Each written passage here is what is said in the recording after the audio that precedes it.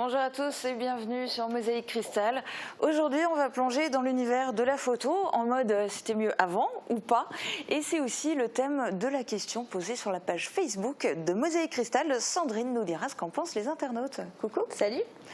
Dans le dossier de la semaine, on va s'intéresser au parcours du schizophrène. Pour en parler, 3 invités sont avec nous. Annie Stocky, infirmière intervenante à l'UNAFAM, le docteur Tripsch, psychiatre. Bonjour. Et puis, on a aussi Jean-Philippe Godefrin de l'association Espoir 57 vers l'emploi. Bonjour à tous les 3 et merci beaucoup de participer à cette émission. Côté actu, on reviendra sur le conseil municipal d'hier soir à Bitche et on parlera de la journée de l'audition. Mais pour le moment, direction l'hôtel de ville de Sarreguemines où se déroule la 2e édition du job dating du BTP. Uranie, bonjour. Salut Julia. Alors, il y a beaucoup de monde ? Alors, il y avait beaucoup de monde, oui, pas mal de candidats qui se sont déplacés ce matin. Alors là, c'est un peu l'heure creuse, on va dire. Il y a 800 personnes qui ont été invitées à venir auprès des entreprises du secteur, de la mission locale, Pôle emploi par exemple aussi. Concernant leur profil, eh bien, c'est très varié.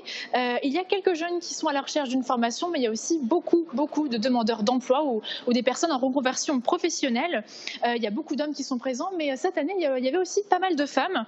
Alors, beaucoup de monde, beaucoup de personnes sont motivés, mais pourtant il y a toujours beaucoup de places disponibles et des problématiques de recrutement.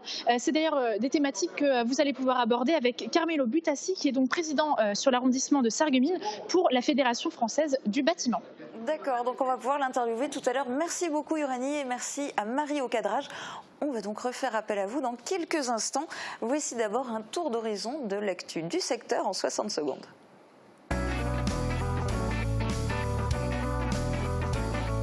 Gagnante toutes les semaines, toute l'année, c'est chez Best, votre centre commercial à Paris-Bersvillers.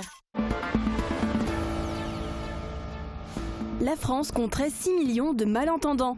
1 à 2 millions seulement seraient appareillés. Ce jeudi 14 mars, c'est la journée nationale de l'audition, la 22e du nom. L'occasion peut-être de vous décider à faire un dépistage gratuit de votre audition. 15 minutes suffisent pour savoir où vous en êtes. Bitche va célébrer le centenaire de sa Légion d'honneur. Elle a été remise le 22 août 1919 par l'ancien président de la République, Raymond Poincaré. Les 100 ans de cette attribution seront célébrés le 24 août. La ville de Bitche espère la venue d'Emmanuel Macron. Des courriers ont été envoyés pour pouvoir l'organiser. Les amoureuses des chaussures peuvent désormais de nouveau assouvir leur passion au 7 rue Poincaré à Sarreguemines.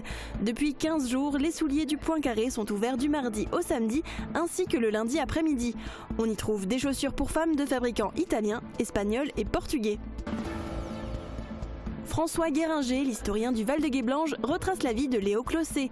Il vient de sortir un ouvrage biographique sur celui qui a vécu une partie de sa vie dans la maison à pans de bois de la commune avant de se lancer dans le contre-espionnage jusqu'au delta du Mékong. Le livre est détaillé et largement documenté. Il est disponible en mairie. Une nouvelle décoration a fait son apparition à Putelange-au-Lac. Devant le local des aviculteurs, à du pas du château Massin, un clapier et un poulailler ont été installés, avec pour habitants des lapins et des poules en acier. Côté plantes, on y retrouve des petits arbres fruitiers et de la lavande.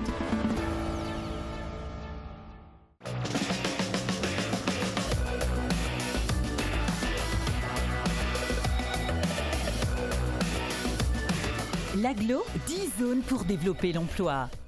Et on évoquait les nouvelles plantes à Putelange. Eh bien, les plantes aiment la pluie et tant mieux pour elles. En ce moment, elles sont servies et ça continue demain.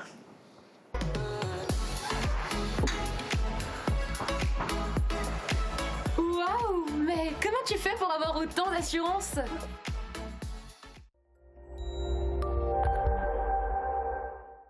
Et pas d'amélioration en vue pour demain. La pluie est encore au programme pour toute la journée et toujours accompagnée d'un vent soutenu avec des rafales pouvant atteindre les 85 km/h. Les températures maximales iront de 11 à 13 degrés. Et demain, nous serons le vendredi 15 mars. Nous fêtons les Louises. Le soleil nous accompagnera de 6h44 à 18h36. Et l'image du jour qui nous a été envoyée par Norbert Schneider, sur cette photo, on peut voir qu'on n'est pas les seuls à attendre le retour du soleil. Un grand merci à lui pour cette photo. Et si vous aussi vous voulez nous en envoyer, écrivez-nous par mail à l'adresse qui s'affiche sur votre écran ou sur notre page Facebook.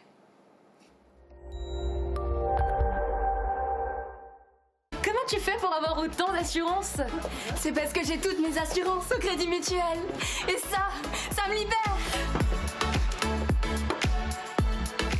assurance et prévoyance avec le Crédit Mutuel.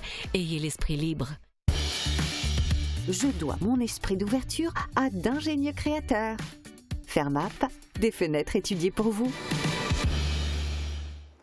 Ils viennent d'univers différents, n'ont pas les mêmes formations. Certains sont surtout là par curiosité pour en apprendre davantage sur le milieu. Et pourtant, ils souhaitent tous s'orienter vers le domaine du BTP. Marie Luf et Euranie Tozic se sont entretenus avec les participants du job dating pour en savoir plus sur eux. Alors pourquoi vous êtes venu aujourd'hui au job dating ?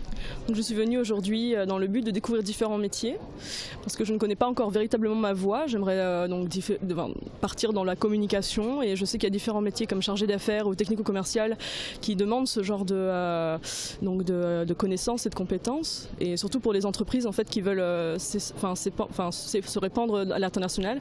Donc je pense que c'est intéressant justement d'essayer de postuler pour ce genre d'offres. Voilà. Écoutez, là, déjà une bonne nouvelle qu'il y a un rassemblement comme ça, on a beaucoup d'opportunités pour tout le monde, on cherche, on postule il y a beaucoup de sociétés là qui recrutent, alors le contact humain c'est plus facile que vous voyez pas les patrons. Au moins, on a un contact physique, c'est plus facile pour nous, quoi. Chercher un travail, un recrutement dans le BTP pour quelques mois. Seulement pour quelques mois alors Moi je compte partir à l'armée par la suite, donc ça serait en attendant de connaître les dates précises. Alors qu'est-ce que vous venez chercher aujourd'hui au job dating ? J'essaie de trouver du travail, mais bon, c'est compliqué parce que bon, j'ai 52 ans et j'arrive pas à trouver de...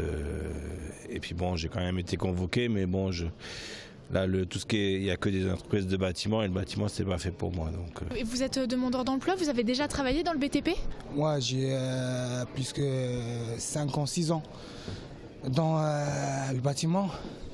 Et comme je voulais changer de métier, là, je n'ai pas trouvé parce que je voulais chercher dans le transport et je n'ai pas trouvé, alors je retourne sur le bâtiment. Vers quoi vous allez vous tourner ? Écoutez, le bâtiment, l'électricité ou ce qu'ils proposent. En général, je suis plutôt un stagiaire en ce moment, donc je cherche plutôt que ma voie. C'est que pour le moment, je ne sais pas vraiment dans quoi m'orienter. Parce que je dois faire aussi un bilan avec le conseiller Pôle emploi pour faire le point un peu. Parce que je veux pas, ça fait quand même depuis 2016 que je ne travaille plus. Est-ce qu'il y a déjà des choses qui vous ont un peu intrigué ou est-ce que vous avez déjà eu l'occasion d'avoir un entretien ? Donc pour le moment non, j'attends justement pour connaître un peu les différents BTS que propose le CFA à Montigny-les-Metz, donc voilà. Et en quoi c'est un domaine attractif le BTP ? Oui, c'est un travail physique. C'est un travail physique et il demande beaucoup et les gens n'arrivent pas à suivre. C'est pour ça, tout le temps, on a besoin de changer.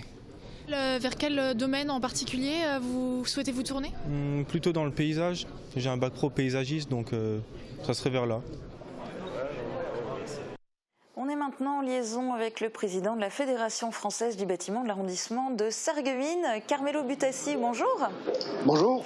On sait que le BTP se porte plutôt bien depuis 2018, mais quelque part, même les entreprises qui ne sont pas en phase d'agrandissement sont toujours en train de recruter. Pourquoi ? Effectivement, le bâtiment a progressé en 2017-2018. Donc nous sommes à la recherche de postes et les postes pour le surplus d'activité et aussi pour remplacer des personnels qui partent à la retraite. Et sinon, de manière générale, c'est difficile de garder dans l'entreprise les salariés et les apprentis, par exemple ? C'est pas difficile de les garder, c'est difficile plutôt d'en recruter. Ce qui est important, c'est de trouver des jeunes ambitieux qui ont envie d'apprendre le métier. Leur apprendre le métier n'est pas un problème, mais c'est surtout qu'ils aient envie de l'apprendre. Et aujourd'hui, effectivement, on est un peu en déficit de jeunes. Nous avons un CFA à Montigny-les-Metz qui peut recevoir 1200 élèves et nous en avons que 700 à ce jour. Et pourquoi le métier est tellement moins attractif que ce qu'il a pu être à certaines époques ? Est-ce que c'est essentiellement à cause des conditions de travail ? Oui, le métier a une mauvaise image, principalement sur les conditions de travail par rapport aux métiers qui sont à l'extérieur et qui subissent un peu les problèmes météorologiques, et les températures en hiver et la difficulté au niveau du port de charge. Mais il y a aussi des métiers du second œuvre qui sont qui se pratique à l'intérieur en clos couvert, c'est-à-dire à l'abri du vent et de la pluie. Et on a aussi beaucoup évolué dans le port de charge dans les différents métiers du bâtiment. D'ailleurs, on l'a vu, dans votre job dating ce matin, il y avait aussi des femmes. Oui, tout à fait. Le métier se féminise aussi un peu. C'est vrai qu'on en rencontre plus dans des métiers comme la peinture ou le carrelage ou le chauffage que dans des métiers plus physiques comme le gros œuvre. Mais en tous les cas, toutes les branches recrutent. Toutes les branches recrutent et toutes les branches sont à la recherche. Aujourd'hui, on a une demande de 80 postes sur l'arrondissement de Sarreguemines. Eh bien, on vous souhaite à toutes ces entreprises de réussir à recruter. Merci beaucoup, Carmelo Butassi, d'avoir été en direct sur Mosaïque Cristal. On va s'intéresser maintenant à l'audition. Êtes-vous sûr de bien entendre? Vous avez tous répondu oui. Pourtant, en France, il y aurait 6 millions de personnes malentendantes, alors qu'il n'y a qu'1 à 2 millions de personnes qui seraient appareillées.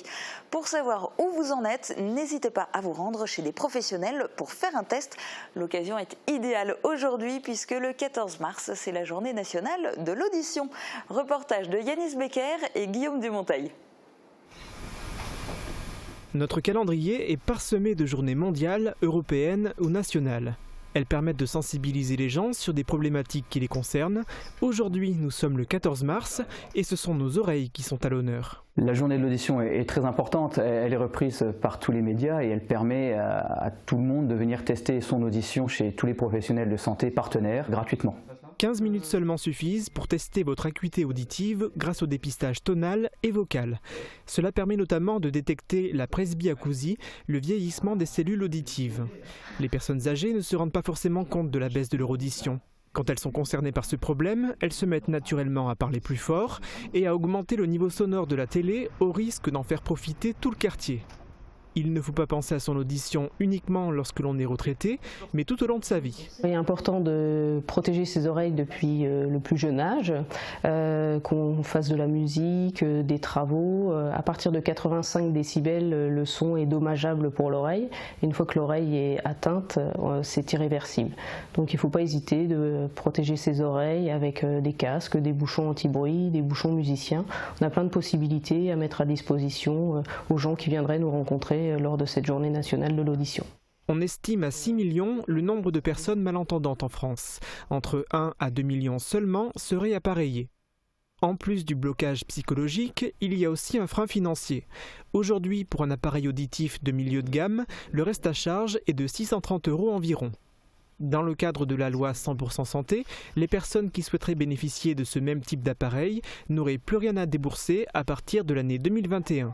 Cet équipement serait alors intégralement pris en charge par leur mutuelle et par la sécurité sociale. La personne sera capable de reconnaître un son. C'est l'heure des comptes. Comme toutes les collectivités, la ville de Bitche doit procéder en début d'année aux comptes administratifs de 2018 et surtout au rapport d'orientation budgétaire pour 2019. C'étaient les principaux points à l'ordre du jour du conseil municipal qui s'est déroulé hier soir. Cela constitue la base pour le budget primitif qui sera soumis au vote lors du prochain conseil le 10 avril. Avec des dotations de l'État gelées, voire en baisse, et la volonté de ne pas augmenter les taux des impôts communaux, les élus vont devoir jongler. En attendant de trancher, ils ont fait le point et évoqué plusieurs projets. Reportage. Pas de hausse de l'imposition pour la ville de Bitche. Les taux communaux sont maintenus depuis 2013, mais le cabinet Ecofinance est missionné depuis l'an dernier pour augmenter le produit fiscal de la commune via une optimisation des bases. Entre les faibles marges de manœuvre fiscales, les dotations de l'État gelées et le faible potentiel de croissance de ressources, les dépenses de Bitche doivent être revues à la baisse. 5,5 millions d'euros sont prévus en dépenses de fonctionnement. Côté investissement, 3,5 millions d'euros sont envisagés, dont 2 346 000 € pour la seule requalification du centre-ville. Le reste des projets chiffrés concerne des travaux et un tout petit peu d'investissement en matériel, 104 000 €. D'autres grands projets sont envisagés, notamment la construction d'une maison de santé pluridisciplinaire, de gros travaux dans la salle des Rennes ou encore un parcours nature à Hasselfurt. Alors je pense qu'avant de leur proposer plus, il faudrait d'abord déjà que les gamins, quand ils sortent des bagnoles, soient en sécurité pour rejoindre le chemin, pour aller en forêt. On peut faire ces parkings s'il le faut, on peut investir là-dedans, mais alors on ne fera pas le parcours botanique, là, ou santé, ou je sais pas, parcours nature. Je vous ai dit avant que c'est déjà surfréquenté. J'ai du mal à comprendre qu'on veut encore faire venir plus de monde, alors que déjà on est en masse de sécurité. Peut-être laisser un petit chemin piéton, un petit espace piéton, peut-être derrière. C'est-à-dire vraiment limiter le passage roulant. C'est une matière à réfléchir, c'est une proposition.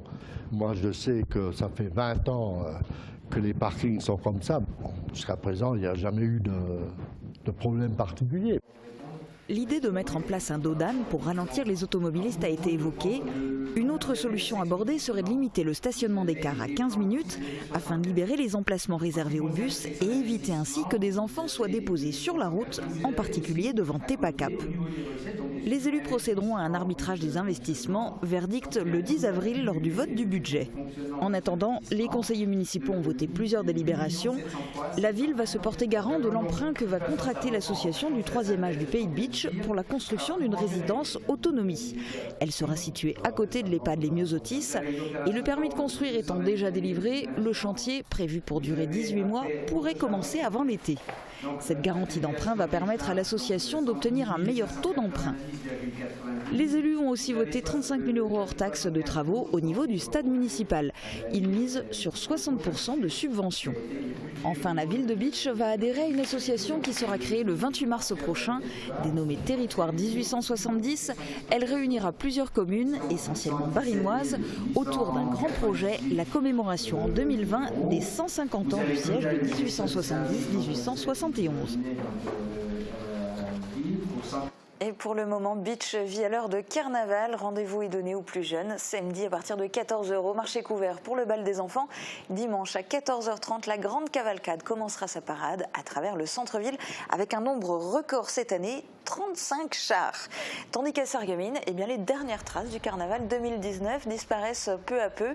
Sur la façade de l'hôtel de ville, par exemple, les grandes lettres ornant l'entrée de la salle de spectacle ont été retirées hier matin.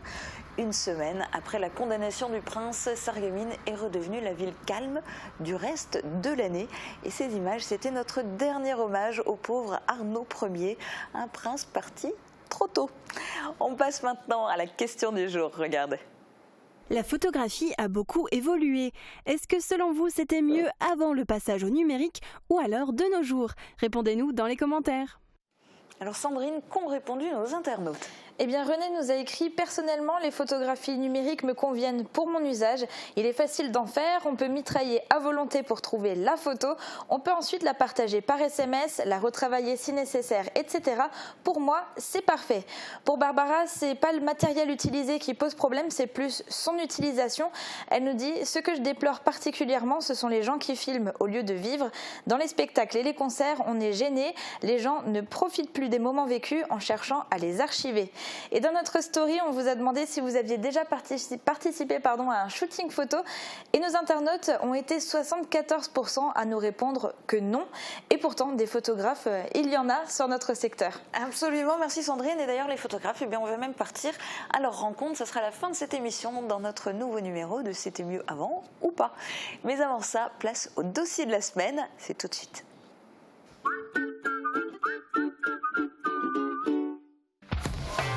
L'atelier gourmand, l'étape gourmande en zone industrielle de Sarreguemines. Du pain frais toute la journée, des pâtisseries artisanales, des hamburgers maison fraîcheur garantie et tout un assortiment de pizzas et de sandwichs. Passez nous voir et pensez au drive. En ce moment, destination évasion avec le wrap Viva Mexico et le menu bacon New York. Ici, je verrais bien du carrelage grand format.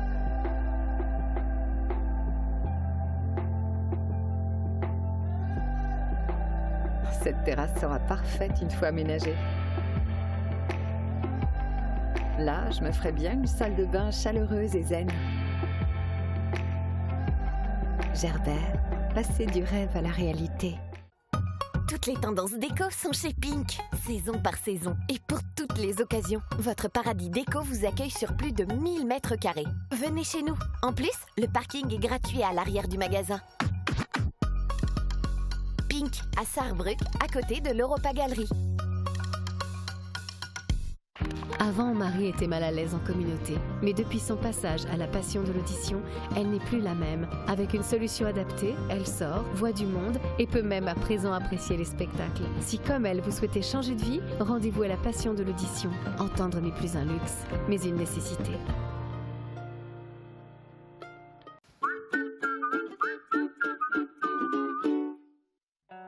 Fort de ses 70 agences et de ses 6000 intérimaires par jour, DLSI soutient le SFC en championnat. DLSI, l'énergie de vos emplois et de vos footballeurs. Match à domicile samedi pour le SFC dans le cadre de la 16e journée de championnat de National 3. Les faïenciers reçoivent Mulhouse, actuellement 3e au classement. Coup d'envoi de la rencontre à 18 h, un match à suivre en direct du Stade de la Blise sur Mosaïque Cristal.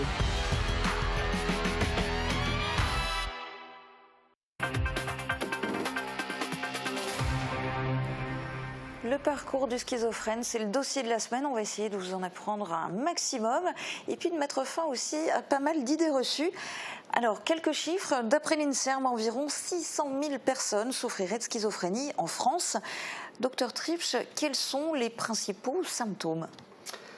Alors, schizophrénie, ça vient du grec schizo qui veut dire séparé, divisé, et phrénia, donc esprit divisé, esprit séparé. Donc, les symptômes se caractérisent en trois grands groupes. Il y a un premier groupe de symptômes qu'on appelle négatifs ou déficitaires, où la personne se retrouve un peu coupée du monde extérieur, coupée d'elle-même, et ça se traduit par un repli, par un retrait social, un émoussement des affects, quelques troubles aussi du comportement et de l'adaptation.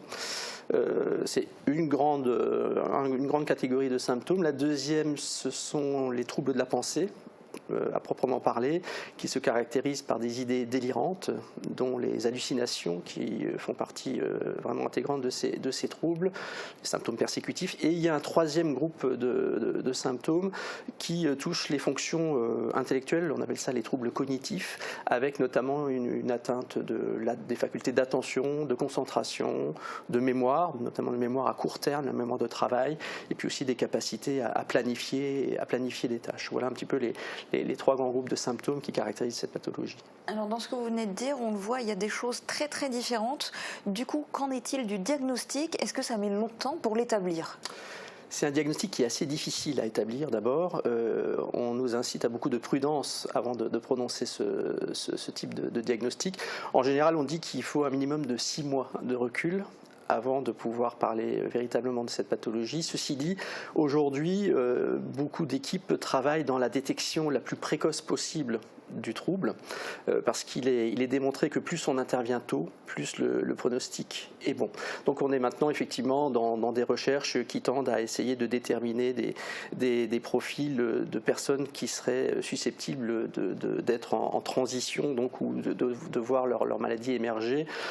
Alors il faut savoir que ça apparaît souvent à l'adolescence ou au début de l'âge adulte, donc c'est de toute façon une période un peu trouble qui est source de changements.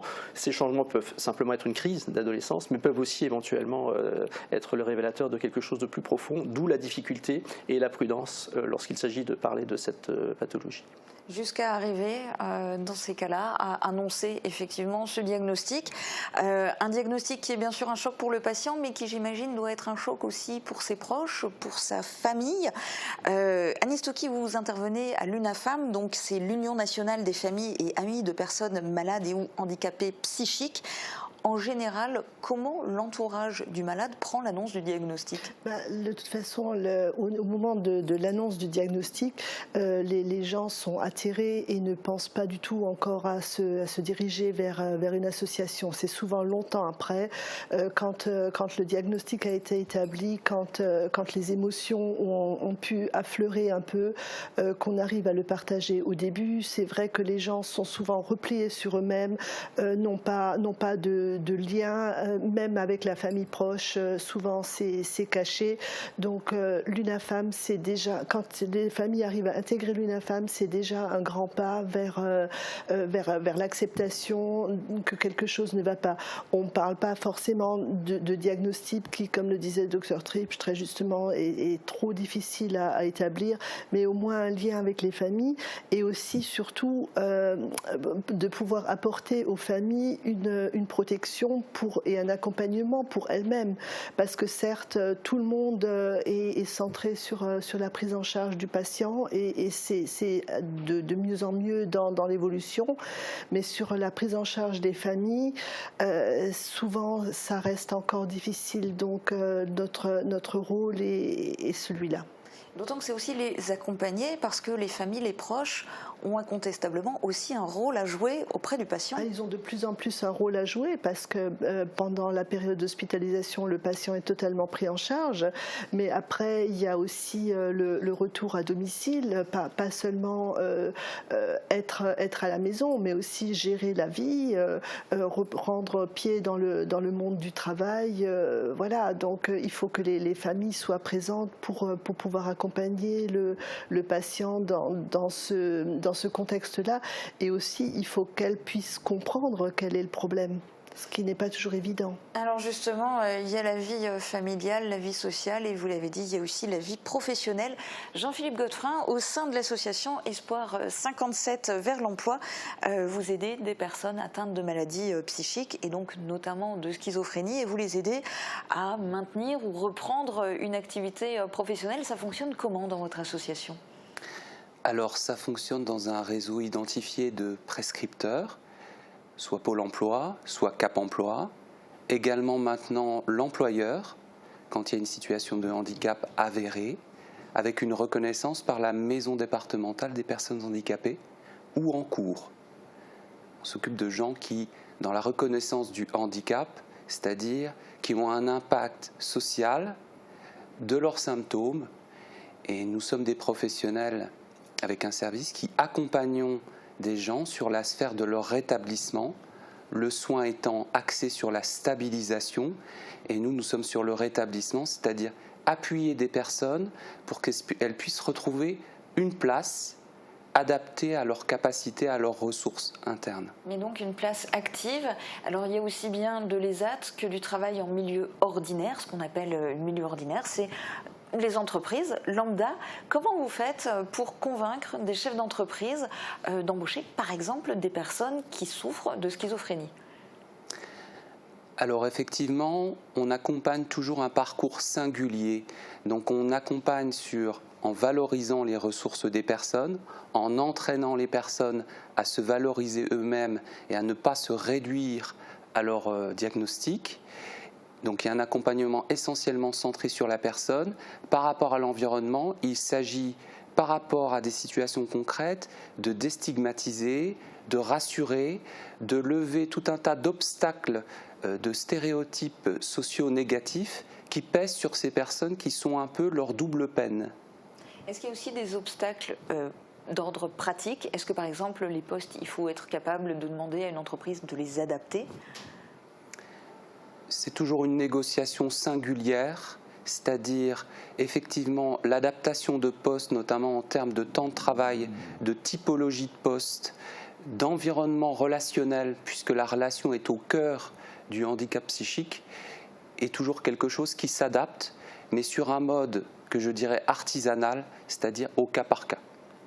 Docteur Tripsch, parmi les structures qui existent en termes de vie sociale, mais aussi de vie professionnelle, à Sarreguemines, il y a par exemple le GEM et d'un autre côté, Réhab. Est-ce que vous pouvez nous dire déjà quelques mots sur le GEM ?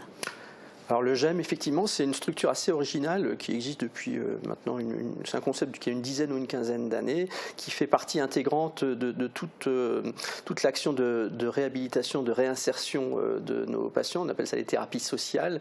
Et donc ce sont des groupes d'entraide mutuelle donc, qui permettent aux personnes de se retrouver auprès d'un animateur et de pouvoir profiter d'activités qui visent justement à rétablir le lien, puisque cette pathologie est surtout une pathologie du lien, où les liens avec les autres et même avec soi-même sont brisés. Et donc rétablir ce lien, retrouver effectivement une place dans le tissu social. L'intérêt de ces GEM, c'est qu'ils sont très complémentaires avec nos structures de soins. C'est-à-dire qu'ils proposent des créneaux horaires, par exemple, qui sont complémentaires ouvert souvent le soir ou le week-end, où nous, effectivement, nos unités d'hospitalisation de jour ou de prise en charge à temps partiel sont fermées. Et donc, on a effectivement une complémentarité très intéressante. Et c'est vrai que personnellement, j'ai pu observer des bénéfices vraiment remarquables chez certains de mes patients qui étaient en grande difficulté au niveau de leur isolement social et qui, depuis qu'ils fréquentent ce type de structure, puisqu'on a la chance d'en avoir une à Sarreguemines, eh bien, ont vraiment trouvé un équilibre qui nous a permis de diminuer en partie leur traitement et d'alléger leur suivi médical. Alors on a vu justement des images de l'inauguration de cette structure. On a aussi des images qui ont été filmées à Réhab. Réhab, c'est un concept radicalement différent. Alors c'est différent et en même temps c'est aussi tourné sur la réinsertion, en tout cas le retour vers une place dans la société, mais cette fois-ci par le biais du monde du travail, puisqu'on s'était rendu compte qu'on avait sur notre site sarregueminois assez peu de possibilités, surtout pour nos jeunes patients qui avaient l'intention de pouvoir remettre un petit peu le pied à l'étrier du travail. Et donc on a à un moment décidé de créer cette association qui nous a permis de dresser du partenariat avec les entreprises, avec la municipalité, avec différents acteurs d'autres associations et qui nous a permis notamment de créer un chantier thérapeutique, de même qu'un atelier thérapeutique, et de mettre des patients au service par exemple d'autres patients qui avaient des besoins et de pouvoir ainsi les aider à reprendre progressivement certaines habitudes, certains repères liés au monde du travail. La schizophrénie, il faut forcément apprendre à vivre avec, on ne peut pas en guérir ? C'est vrai qu'on n'utilise pas le terme de guérison, c'est une pathologie chronique, mais effectivement qui peut être stabilisée. On a des moyens aujourd'hui, on a des moyens thérapeutiques, médicamenteux, mais on a aussi d'autres moyens, et notamment on a des moyens modernes aujourd'hui qui nous permettent de favoriser la meilleure connaissance de la maladie, c'est extrêmement important. On insiste beaucoup sur donc, les pratiques de réhabilitation psychosociale, notamment autour de la psychoéducation, de l'éducation thérapeutique, pour favoriser la meilleure connaissance de la maladie, la meilleure connaissance du traitement, donc favoriser l'alliance thérapeutique.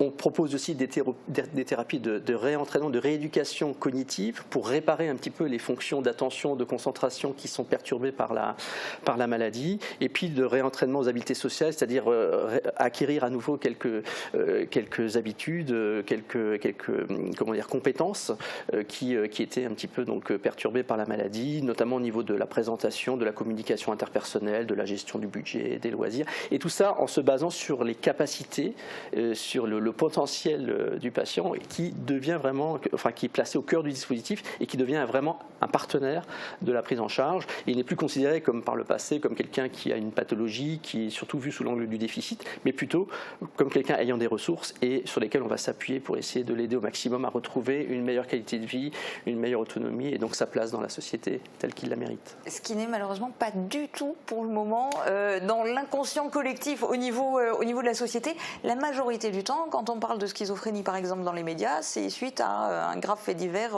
sanglant, etc. Hélas, c'est vrai, on a un gros problème effectivement dans notre discipline, c'est la stigmatisation de nos patients de cette pathologie. Il est vrai que quand ils sont en phase de crise, il peut y avoir des troubles du comportement, des désordres comportementaux avec éventuellement des phases d'impulsivité un peu plus importantes, mais ces personnes ne sont pas plus dangereuses que d'autres. Par contre, elles présentent un véritable risque vis-à-vis d'elles-mêmes parce que des études ont montré que près de 10% de ces patients pouvaient être amenés à se suicider ou à présenter des tentatives de suicide. Donc c'est surtout par rapport à elles-mêmes qu'elles présentent un danger et quand même en pourcentage peu par rapport aux autres. Mais pas dans l'imaginaire collectif. Hélas. Agnès Toki au niveau des familles, Jean-Philippe Godefroy au niveau des employeurs par exemple, cette image-là, elle persiste, on arrive à changer l'image qu'on peut porter sur cette maladie ? Oui, forcément, on arrive à changer parce qu'il faut déjà apporter un autre regard et puis comme par exemple des reportages puissent permettre de voir que que les gens peuvent s'intégrer, peuvent travailler, peuvent avoir des liens sociaux. Et pour rebondir sur ce que disait le docteur Tripsch par rapport au GEM et à Réhab, c'est aussi par ce biais-là que non seulement les gens travaillent, mais en plus ils renouent des liens sociaux. Et c'est ce qui est important, et c'est ce que les familles nous disent beaucoup. Ils disent ils ne sortaient plus, ils n'avaient plus d'amis, et là ils refont des sorties ensemble. Et puis voilà, c'est ce qui importe. Jean-Philippe Godefrin, avoir des personnes qui souffrent de schizophrénie qui retournent travailler en milieu ordinaire de travail, c'est ça qu'il faut pour changer les mentalités ? C'est un des axes. Bien sûr, il y a aussi des gens, et je crois qu'il faut le dire aussi, dont le travail milieu ordinaire n'est pas forcément possible, ce qui n'empêche pas qu'ils ont une place dans la société, puisque votre question posée sur la déstigmatisation, on déstigmatise beaucoup par les situations concrètes, par l'expérience et par le fait d'aider les personnes qui ont des représentations négatives.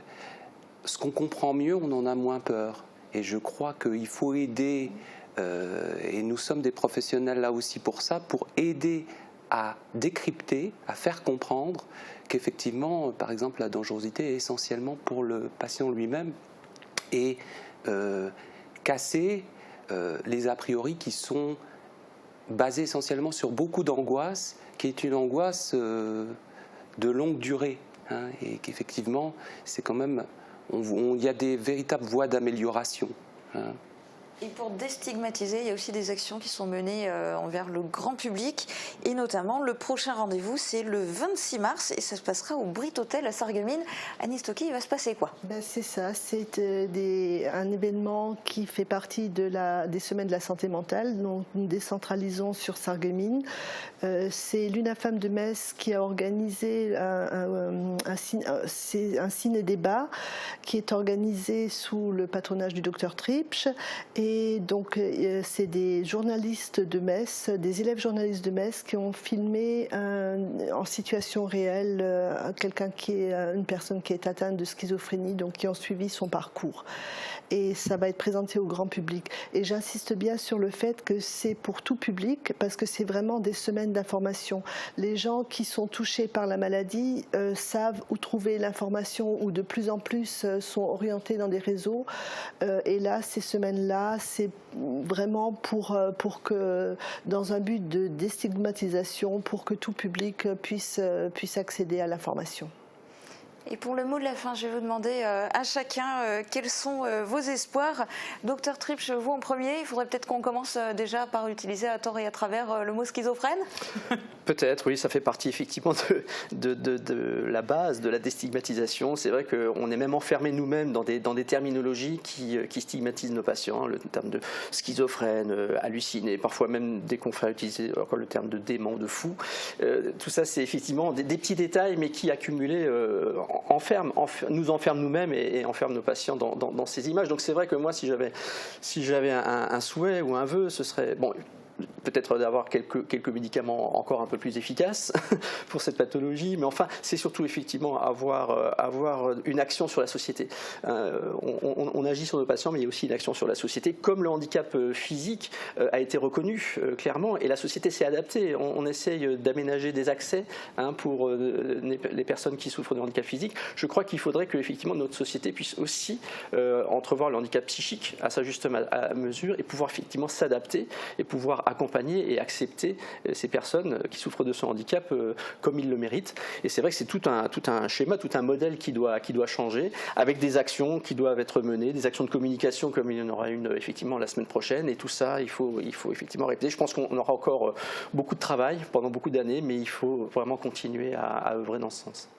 Jean-Philippe Godefrin, vous, le mot espoir, il est carrément dans le nom de l'association. Quels sont vos espoirs ?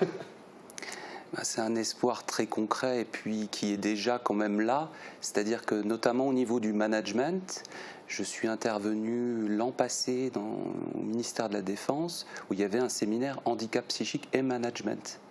Donc ce sont des notions qui concrètement évoluent au sein de la société, peut-être pas assez rapidement, mais en tout cas il y a quand même une évolution qui est globalement favorable et on souhaite de poursuivre et qu'effectivement ces personnes puissent bénéficier d'un regard plus empathique.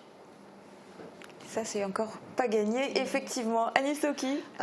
J'ai trois vœux qu'on souhaite voir aboutir dans les prochains temps. C'est non seulement accentuer la littératie en santé, c'est-à-dire non seulement apporter l'information aux patients, aux familles, mais aussi les accompagner dans la démarche de comprendre le pourquoi du soin et de savoir à quel point ça peut être important. La deuxième chose, c'est de mettre en exergue les enfants aidants qui ne sont pas recensés pour le moment, que ce soit pour leurs parents ou vis-à-vis de la fratrie. Il y a un gros travail à faire de savoir qu'ils sont là, ils souffrent, peut-être qu'ils sont malades eux-mêmes, de les mettre au cœur du dispositif. Et la troisième chose qui certainement sera prégnante dans les années à venir, c'est l'aide à apporter aux familles des migrants.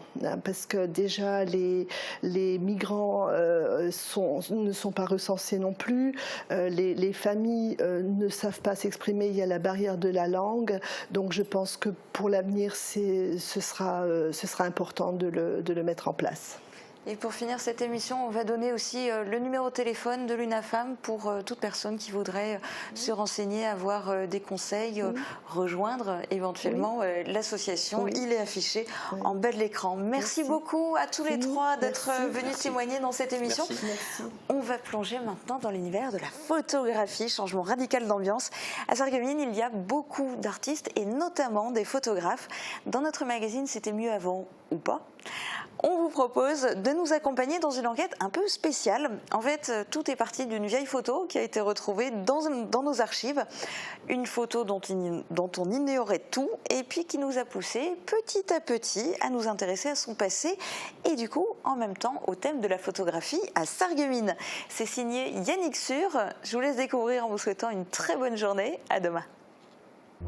Pour vos menuiseries, demandez le conseil, le choix, la pose. Exigez la qualité, le service et l'expérience. Agi Fermeture.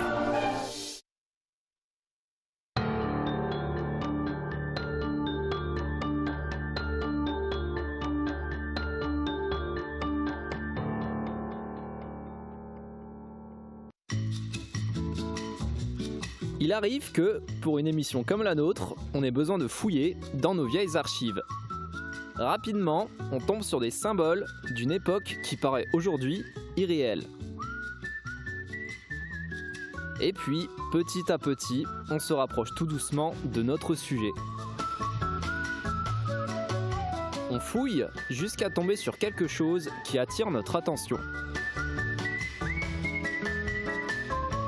Dans ce cas précis, il s'agit d'une enveloppe avec à l'intérieur une photo. Une vieille photo de communion, dessus, aucune date, aucun nom.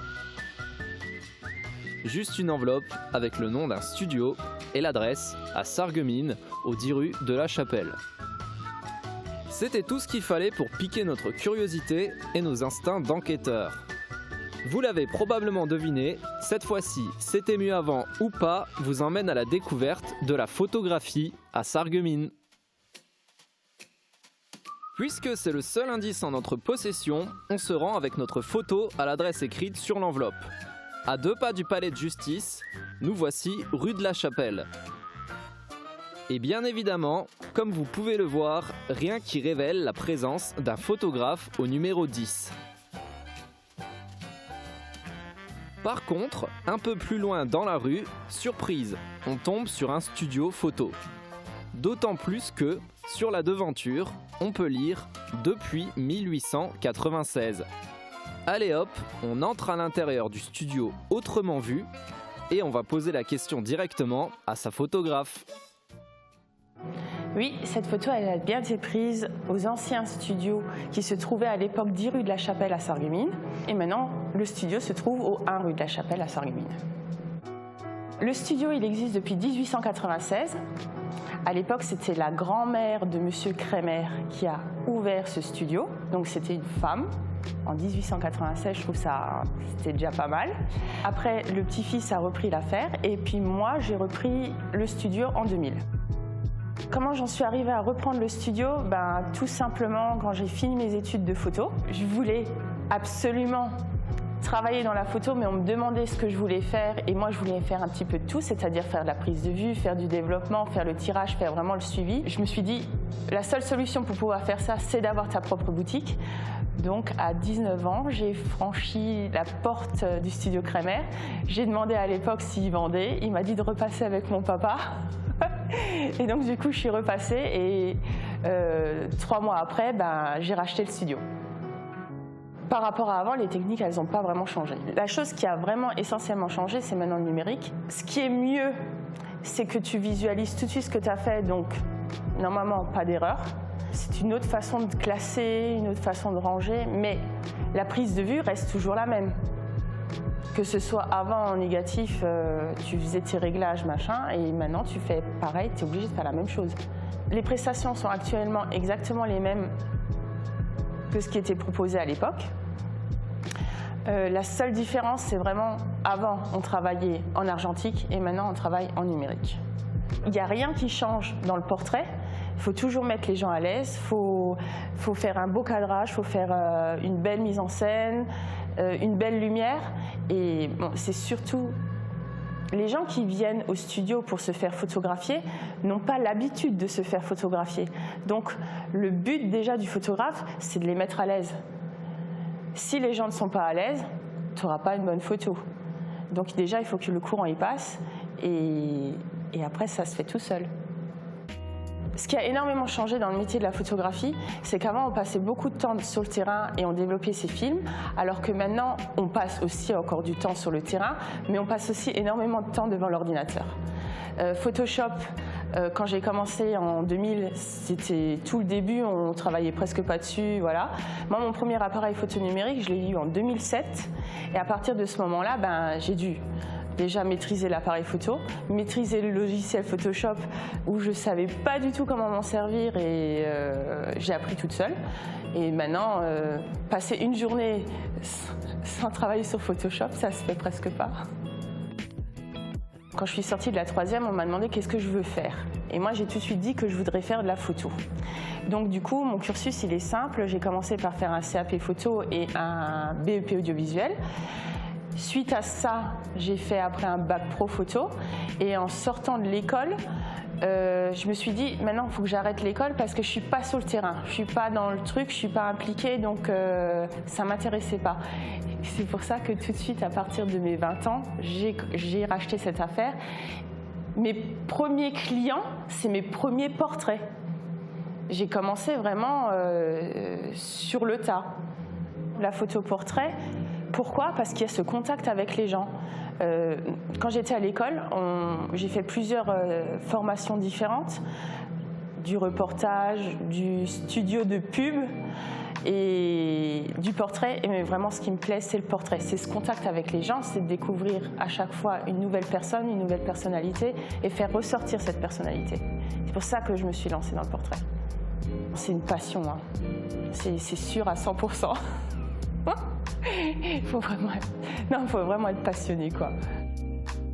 Alors moi, je suis meilleure portraitiste de France. C'est un concours où tu dois présenter généralement 12 photos en portrait et par exemple 12 photos en mariage. C'est présenté devant un jury. Toutes tes photos, elles sont notées par rapport justement à ta lumière, ton plan, l'expression des gens. Moi, généralement, quand je présente un concours comme ça, il me faut 1 an pour sélectionner mes photos. Style, je passe tous les jours devant toutes les photos que j'ai sélectionnées et je les regarde pour voir si en fait ça passe ou si ça risque de passer ou ça passe pas. Parce que parfois tu présentes une photo qui ne rentre pas du tout dans le sujet, mais tu la présentes parce que pour toi, elle est belle et tu as vécu quelque chose avec les gens qui sont dessus. Et donc, parfois, il faut savoir éliminer cette photo pour en mettre une autre à la place qui techniquement est plus bonne, qui va passer. Moi, j'adore mon métier de photographe parce qu'il n'y a pas de routine. On est toujours obligé de créer, d'imaginer, d'innover.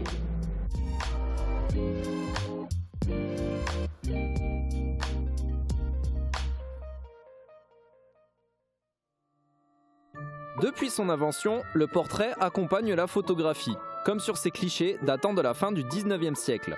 Mais ce que l'on sait moins, c'est que dès 1900, Kodak propose au grand public un appareil fonctionnant à la pellicule, rendant ainsi la photographie accessible à tous. Et depuis, la photo est devenue un objet de notre quotidien, au point que certains en font la collection, comme vous le verrez dans ce reportage sorti des archives de TV Cristal.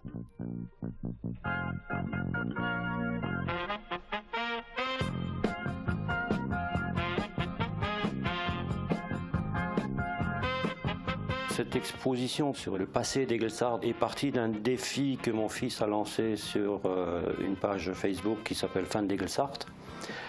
Le défi, c'était de retrouver des photos anciennes. On a commencé avec des photos des années 1900 jusqu'à 1980 à peu près. On a exposé 400 photos. Les gens sont à la recherche de leur passé. Et donc j'ai un peu mêlé ma passion pour la photo avec la photo ancienne, en scannant et en améliorant toutes ces photos. Ce travail a pris presque 2 ans.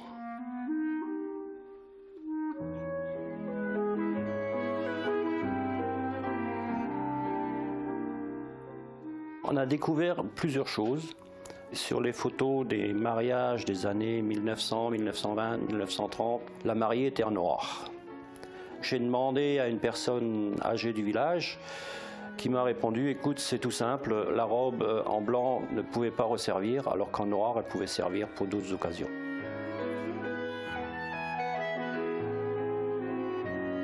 Après, on avait des photos qui concernent un peu, on va dire, les dégâts de guerre. On a vu les maisons protégées par des perches pour éviter l'impact des éclats d'obus.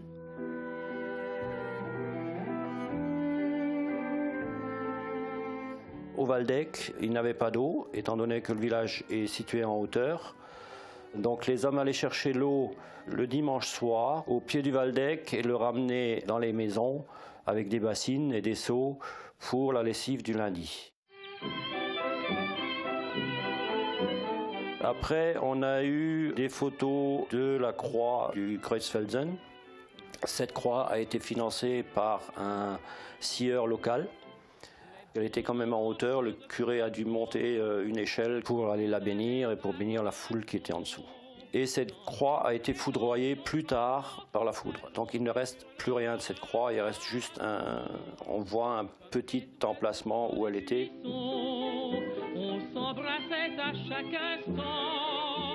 L'étang de Hanau est gelé à un tel point qu'il supportait le poids de plusieurs voitures. Ça devait être l'hiver 63. On a des photos où il y a une quinzaine de voitures sur l'étang, un bal qui était organisé directement sur l'étang. Donc il faut quand même dire qu'il devait faire très froid.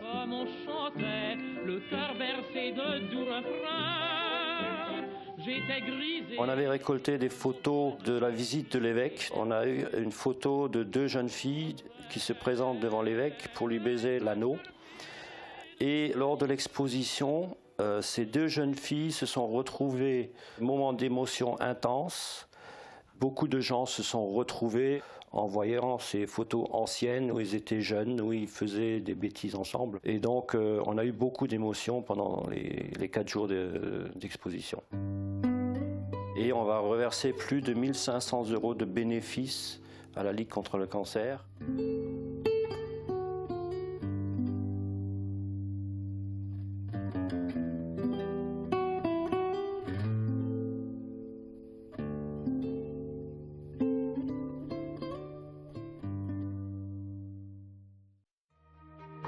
Retour à Sarreguemines. Vous ne le savez peut-être pas, mais sur la place du marché se trouve un lieu où vous pourrez apprécier les photographies de plusieurs artistes. La galerie d'art Rubels vous accueillera avec plaisir et gentillesse à la façon d'un concept store comme à Berlin ou bien à Paris. Alors n'hésitez pas à aller y faire un tour pour faire vivre cette galerie qui ne serait rien sans ses visiteurs. Vous pourrez observer et profiter des œuvres d'artistes renouvelées tous les 2 mois et parmi eux se trouvent bien évidemment des photographes. Nous avons vu qu'aujourd'hui, la photographie s'est répandue au grand public. Avec le numérique, Internet et les réseaux sociaux, toute une nouvelle communauté de photographes s'est désormais développée. Et devinez quoi ? Je vous emmène en voir un tout de suite.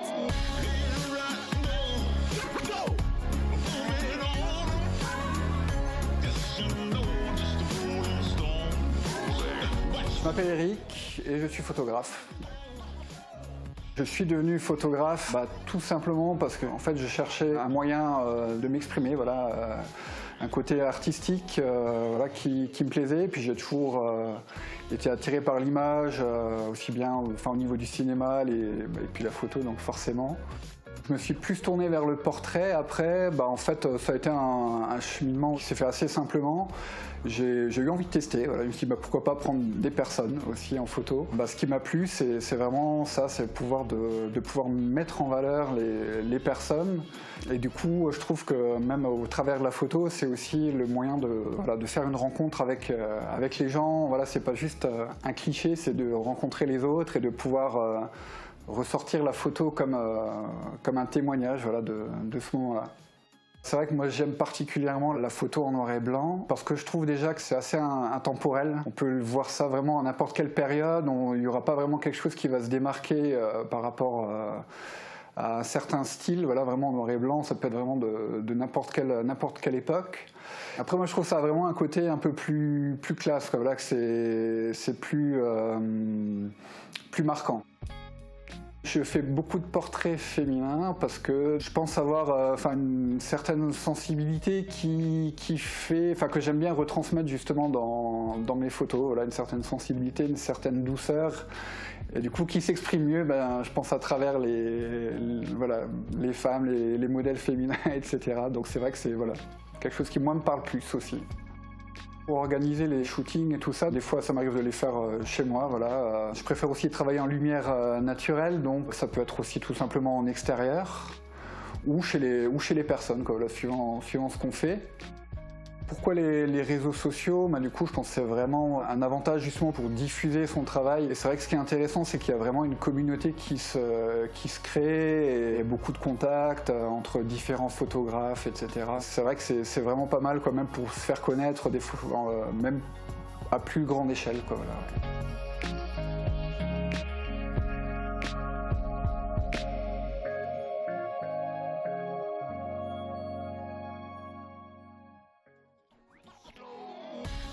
On arrive à la fin de notre reportage consacré à la photographie à Sarreguemines. Et c'est l'heure de vous faire un petit récapitulatif. Le studio Autrement Vu, situé au 1 rue de la Chapelle, existe depuis 1896. Si ça c'est pas un gage de qualité, je sais plus quoi vous dire. N'hésitez surtout pas à aller faire un tour aux 15 places du marché pour visiter la galerie d'art Roubels où de nombreux photographes sont exposés. Et enfin, si c'est pas déjà fait, je vous invite à suivre sur Facebook ou Instagram le photographe Eric Schwartz. Aujourd'hui, plus que jamais, la photographie est devenue accessible à tous. Elle s'est développée pour devenir un outil du quotidien.